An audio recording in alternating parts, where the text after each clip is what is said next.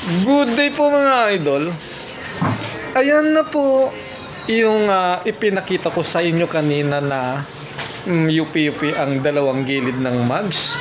Yan po yung malapat na bags na yan na nakasalang sa ating mug wheel press machine. Ayan po. Tapos na po yan. Close up.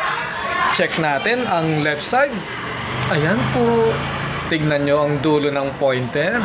Hindi na po nagbabago. Steady na po ang side ng mag wheel sa dulo ng pointer. Yan ay ang left side. Punta naman po tayo sa right side. Ayan po.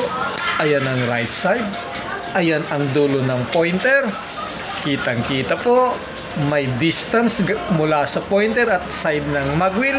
Hindi nagbabago pag iniikot ang mugs. Hindi nagbabago ang distance.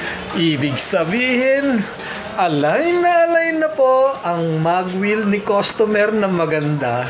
Ang malapad na mag wheel ni customer. Yun po, matutuwa po si customer niyan.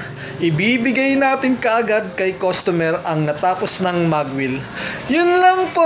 Salamat. Bye-bye.